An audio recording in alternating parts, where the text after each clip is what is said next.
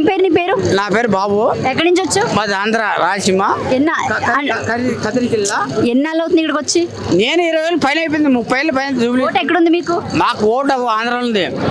Jagan sir మాకు vote ఎక్సెల్గా వేస్తాం. ఎప్పుడు వేస్తాం? ప్రతి సంవత్సరం వేస్తాము. మోసేసిండు జగన్ సార్, మోసేసిండు. కేసీఆర్ జగన్ సార్ మంచివాడు, మంచి చేసిండు. కేసీఆర్ కూడా మంచి చేస్తుండు. ఇద్దరు దొంగలు, ఇద్దరు. నరేంద్ర మోడీకి పెద్ద దొంగ.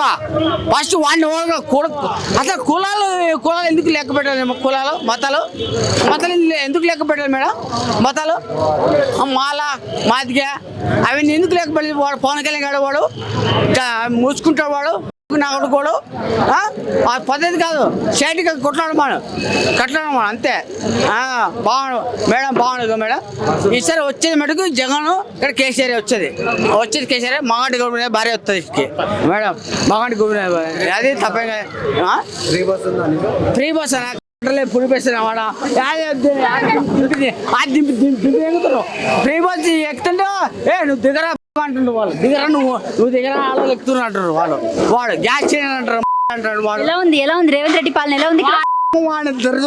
వాడు రొట్టె రేవంత్ రెడ్డి గాడు. వాడు అసలు చూపిస్తే ఉండదు. జగన్ మీద పదాలు పెట్టి తిరుగుతున్నా అన్నాడు. జగన్ మీద అన్నారు వాళ్ళు.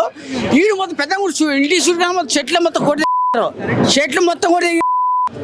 ఇంటి వాడి ఇల్లు మళ్ళీ లైట్లు, మళ్ళీ ఫోకస్ లైట్లు, వాడు ఫోకస్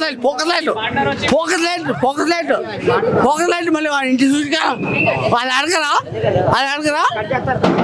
ఎంతమంది పెద్ద గుడి పక్కన చెట్లు పచ్చని చెట్లు ఉండేటివి అన్ని రోడ్లు నేర్పించి వాడు అర్థం చేస్తే చెప్పు. ఇల్లు కొట్టేయడాన్ని ఎలా చూస్తావు?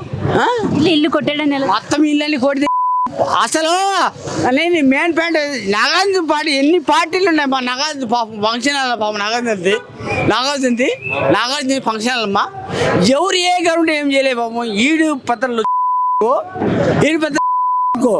అతని పేటి ఏం చెప్పు అది మెయిన్ పాయింట్ అది కాదు. కానీ బాగుండమ్మా, ప్రజలకి ఏం చేయలేదమ్మా. అతనికి పరిపాలన తెలీదు. చంద్రబాబు నాయుడు మాట ఇంటూ వాడిని వీడు సర్వైన వాడు వీడు చంద్రబాబు నువ్వు మీరేం మాట్లాడుతుంది మాకు తెలుసు. మా రాయలసీమ తెలుసా, మేము పులిపిట్టలం. జగన్ తట్టుకోరు కొడుకులు ఇద్దరు, ఎవరు తట్టుకోరు. వీళ్ళు గెలిస్తే తట్టుకోరు ఇద్దరు. మొత్తం నోటు క్యాష్కు దొంగ తప్పికుని తిరిగినారు ఇద్దరు. మా అన్నకు వీడి పడిపోయిండు, వీడు ఎక్కడ పడిపోయిండు తెలుసా.